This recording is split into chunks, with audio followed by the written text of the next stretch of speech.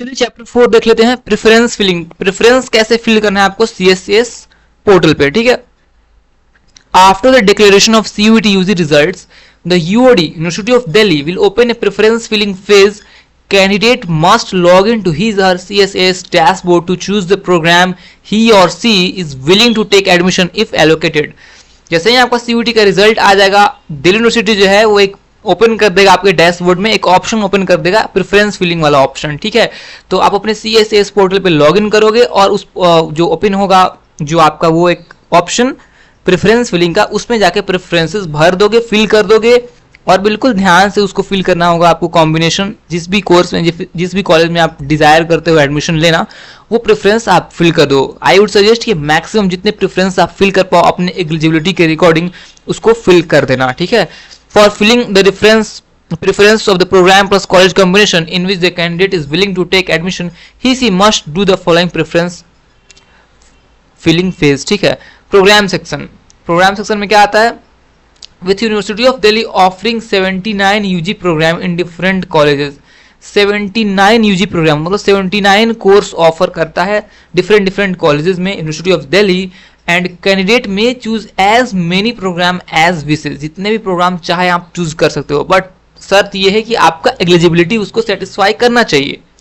For this candidate must log in to dashboard, आपको dashboard में login करना होगा CSS पोर्टल के, उसके बाद प्रोग्राम सेक्शन में जाना होगा एंड वहां पे आपको the candidate must select the UG programme in which he or she is willing to take admission if allocated through CSS, ठीक है।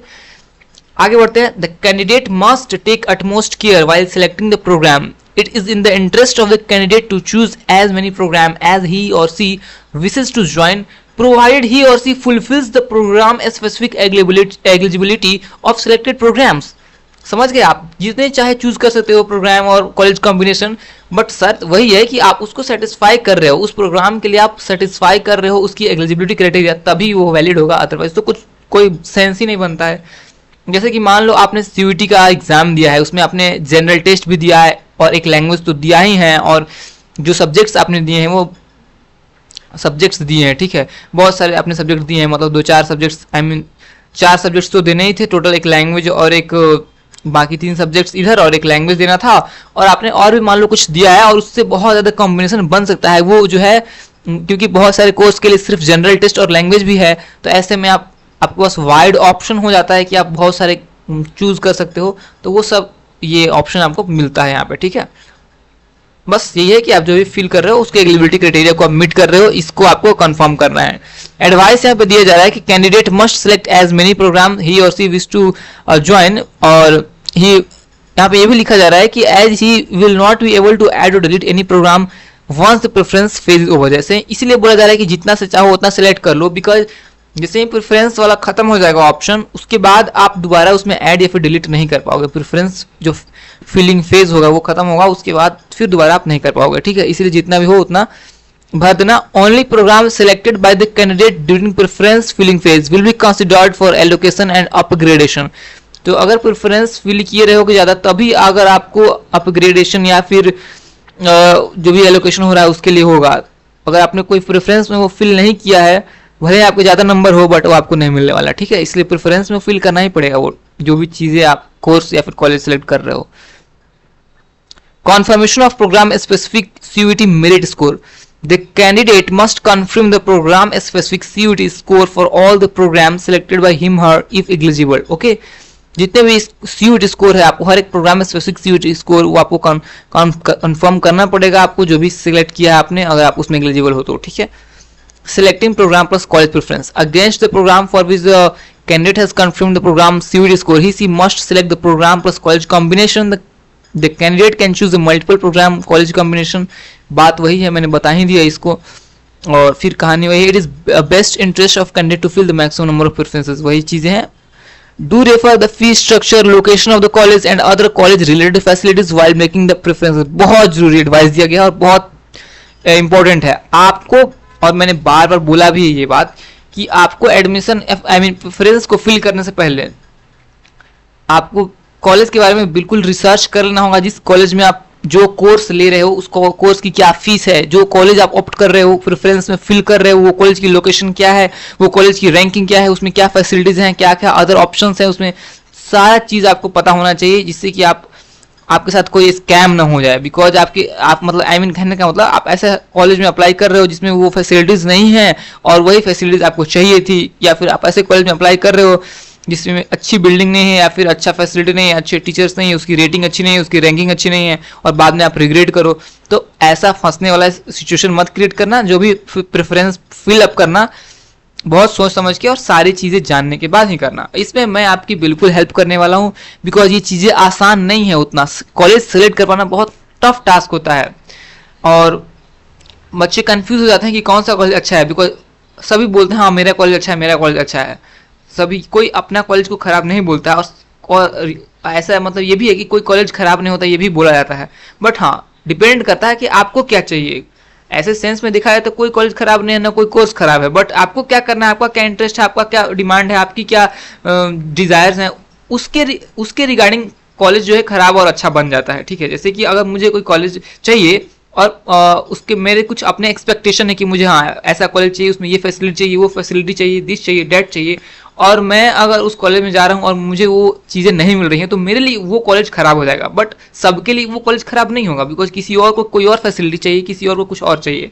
तो इसलिए ये सब रिलेटिव टर्म है। तो आपको क्या चाहिए, आपको क्या चीज़ें हैं और कुछ बेसिक नीड्स जो हैं वो तो सबको चाहिए कि नैक का ग्रेड कम से कम ए होना चाहिए या फिर उसमें बेसिक फैसिलिटीज हर एक कॉलेज में होनी चाहिए। वो सब चीज़ें तो है ही हैं। तो मतलब ये काफ़ी कॉम्प्लेक्स बन जाता है। तो इसके लिए मैं आपको हेल्प करने वाला हूँ। हर एक कॉलेज का मैं आपको रिव्यू डालूंगा और चीज़ें बताऊंगा जिससे कि आप आसानी से सिलेक्ट कर पाएँ। तो उसके लिए चैनल को सब्सक्राइब कर देना। मैं ज़्यादा बोलता नहीं हूँ कि सब्सक्राइब करने के लिए, बट ये आप अंडरस्टूड है तो इसलिए रिमाइंड कर दिया एक बार कि आप सब्सक्राइब कर लेना। यहाँ पे आपको बता दिया जाएगा सारी इन्फॉर्मेशन मैं कवर करने वाला हूँ। चलिए आगे बढ़ते हैं। Selecting BA program combination. तो बीए प्रोग्राम जो है दिल्ली यूनिवर्सिटी का 200 से 206 कॉम्बिनेशन ऑफर करता है। मतलब बहुत ज़्यादा डाइवर्स ये जो कोर्स है बीए प्रोग्राम है। ठीक है, और अंडररेटेड भी, काफ़ी अंडररेटेड है। इसकी वैल्यू बहुत कम है बट यस मतलब वैल्यू बहुत कम आकी जाती है, बट ये बहुत वैल्यूएबल कोर्स है और मल्टी डिसिप्लिनरी अप्रोच है इस कोर्स के बारे में। इस पर मैं एक डिटेल्ड वीडियो भी लाने वाला हूँ बिकॉज बहुत सारे लोग के अंदर जो मिसकॉन्सेप्शन है बीए प्रोग्राम अच्छा कोर्स नहीं है या फिर बीए प्रोग्राम की वैल्यू कम है, तो इन टाइप चीज़ों की बहुत सारी मिथ जो है फैली हुई हैं। बट रियलिटी में ऐसा कुछ नहीं है। बट हाँ इसके रिगार्डिंग भी एक सेपरेट वीडियो बनेगा जिसपे बहुत चीज़ें मैं बता सकता हूँ आपको। तो फिलहाल तो वो टॉपिक बाद में आएगा। फिलहाल यहाँ पे ये जान लो आपके 200 से ज़्यादा 206 कॉम्बिनेशंस हैं बीए प्रोग्राम में जो दिल्ली यूनिवर्सिटी ऑफर करता है और उसमें से आपको केयरफुली सिलेक्ट करना है जो कॉम्बिनेशन आपको चाहिए, जिसमें एडमिशन चाहिए। ओके, आगे बढ़ते हैं। Confirming the preference. अब candidate must confirm the order of preference for program college combination by clicking on submit on before the last day of preference filling phase. Preference filling phase के last day तक last day से पहले आपको submit करना पड़ेगा जो भी आपने प्रेफरेंस चूज किया है, सिलेक्ट किया है, जो भी ऑर्डर है आपका वो सब आपको कंफर्म करना होगा, सबमिट करना पड़ेगा।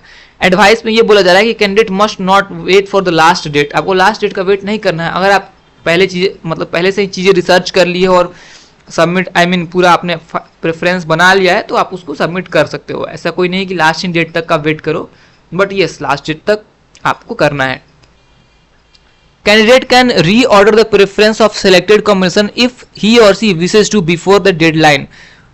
डेडलाइन से पहले आप उसको अरेंज भी कर सकते हो, री ऑर्डर भी कर सकते हो, जो भी करना है उससे छेड़छाड़ आप कर सकते हो। लेकिन जैसे ही आप एक बार सबमिट कर दोगे फेज और डेडलाइन खत्म हो जाएगा तो उसके बाद री ऑर्डर नहीं हो सकता। ठीक है, before submitting the candidate must ensure that the order जो आपने ऑर्डर भरा है वो बिल्कुल आपका सही ढंग से भरा है, क्योंकि बाद में एडिटिंग नहीं हो पाएगा एंड कोई भी आपका चेंज नहीं हो पाएगा और प्रेफरेंस ऑर्डर कुछ भी चेंज नहीं होगा। तो ये सब बहुत ध्यान से करना है।